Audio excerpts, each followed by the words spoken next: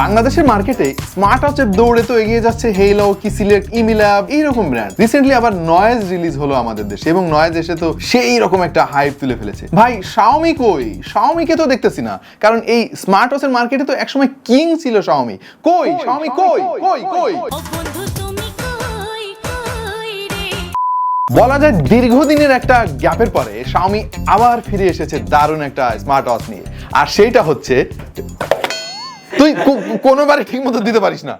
যাই হোক, অনেকদিন পরে শাওমি ফিরে এসেছে তাদের নতুন আরো একটা স্মার্ট ওয়াচ নিয়ে, যার মডেল হচ্ছে কি মডেল? আচ্ছা দাঁড়া, মুখস্থ করে রেডমি ওয়াচ 3 অ্যাক্টিভ। ভাই ওয়াচ 3 অ্যাক্টিভটা আমার কাছে খুব ভালো লাগছে, আবার কিছু কারণে ভাই ভালো লাগে নাই। আজকের ভিডিওতে আমরা সেইগুলো নিয়ে কথা বলবো। বাই দ্য ওয়ে, আমি কিন্তু এখনো শাওমির এই স্মার্ট ব্যান্ড 7টা ব্যবহার করতেছি, সেই পারফরমেন্স দিচ্ছে। আমার নাম ওয়াহিদ আর আপনারা দেখছেন আপনাদেরই ভালোবাসার চ্যানেল টাইনা টুইনা পাস।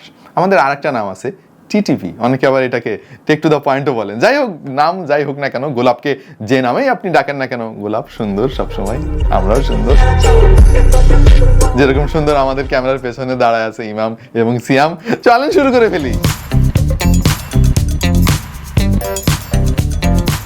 বাংলাদেশে এই ওয়াচটি বাজারজাত করছে মোশন ভিউ এবং এর লঞ্চিং ইভেন্টে অংশগ্রহণ করার সুযোগ হয়েছিল আমাদের। সেখানে আমার সাথে যুক্ত ছিল আমাদের দেশের আরো একজন জনপ্রিয় কন্টেন্ট ক্রিয়েটর ড্রয়েড হেডের হৃদয়। সেখানে আমরা এই ওয়াচের খুঁটিনাটি অনেক কিছু নিয়ে কথা বলেছিলাম, বাকি কথা জানাবো আজকে। এবং শুরুতেই এই ওয়াচের ডিজাইন নিয়ে একটু কথা বলতে চাই। একটু আলাদা লেগেছে আমার কাছে।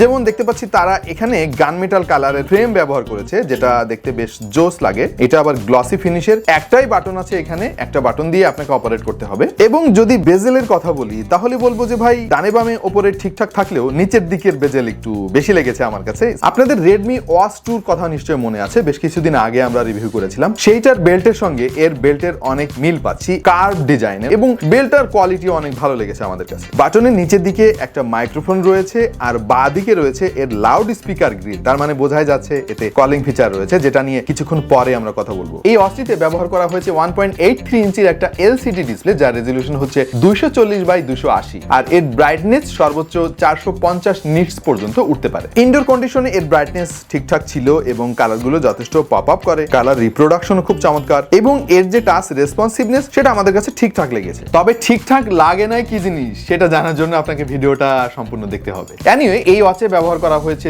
289 mAh এর ব্যাটারি, এবং যেটা ফুল চার্জ দিতে 2 ঘন্টার মতো সময় লাগবে। আর বক্সের মধ্যে একটা চার্জিং ডক পেয়ে যাবেন, যেটা খুবই পাওয়ারফুল। আমরা সবসময় সমালোচনা করি ভাই এই চার্জিং ডক গুলো খুবই দুর্বল হয়, কিন্তু রেডমি ওয়াচ 3 অ্যাক্টিভের ক্ষেত্রে দেখতে পাচ্ছি চার্জিং নিয়ে আপনাকে কোনো প্যারা খাইতে হবে না। রেডমি অফিসিয়ালি বলছে নর্মাল ইউসেজে আপনি 7 থেকে 10 দিনের মতো ব্যাকআপ পাবেন, বাট আমাদের ইউজেস প্যাটার্নে আমরা যেটা বুঝলাম সেটা হচ্ছে 5 দিনের মতো ব্যাকআপ আপনি পাবেন। আর যদি অনেক বেশি ইউজ করেন তাহলে হয়তো ব্যাকআপ আরো কমবে। আপনাদের নিশ্চয়ই মনে আছে যে এর আগের ভার্সন রেডমি ওয়াচ 2 তে অ্যাকুরেসি নিয়ে কিন্তু বিশাল গন্ডগোল ছিল, যেটা নিয়ে আমরা অনেক সমালোচনা করেছিলাম। শাওমিকে ধন্যবাদ, এইবার তারা সেই প্রবলেমটা ফিক্স করে ফেলেছে। আমরা এবার অনেক চেষ্টা করেও হাত বাদে বা অন্য কোনো জায়গা বাদে শরীরের চেয়ার, টেবিল, তারপরে কাপ, এগুলোর হার্ট রেট কিন্তু সে মাপে নাই। এবং অন্যান্য ডেটা অ্যাকুরেসি আমাদের কাছে ঠিকঠাক লেগেছে। আমরা হুয়াওয়ে GT2 এর সঙ্গে এর কম্পেয়ার করে দেখেছি, মোটামুটি কাছাকাছি রেটিং পেয়েছি। আপনার ফোনের সাথে কানেক্ট করার জন্য মি ফিটনেস নামক অ্যাপ ডাউনলোড করতে হবে এবং সেখানে অবশ্যই মনে করে আপনি রিজনটা দিয়ে দিবেন ইউকে, তাছাড়া কিন্তু এই ওয়াচটা আপনি কানেক্ট করতে পারবেন না। আর মি ফিটনেস অ্যাপটা কিন্তু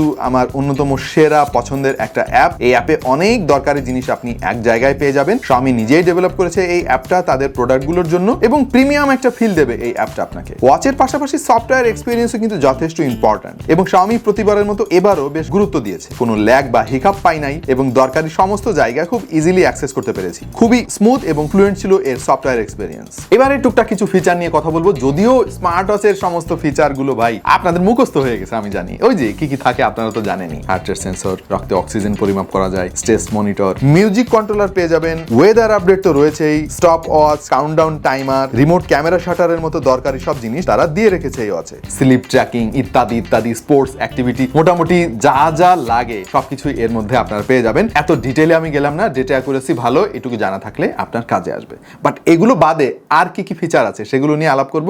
সবার আগে কলিং ফিচার, কারণ কলিং ফিচারটা এখন অনেক বেশি কমন হয়ে গিয়েছে, সবাই কলিং ফিচারটা চান। এই ওয়াচেও কলিং ফিচার রয়েছে, তারপরেও কিন্তু রয়েছে 5 ATM ওয়াটারপ্রুফ সাপোর্ট। তার মানে হচ্ছে পানির তলদেশে নিয়ে গেলেও এটার খুব একটা ক্ষতি হবে না। কিন্তু আমি আপনাদেরকে একটা পরামর্শ দিব, হলেও লবণাক্ত পানিতে এটা চোবাবেন না।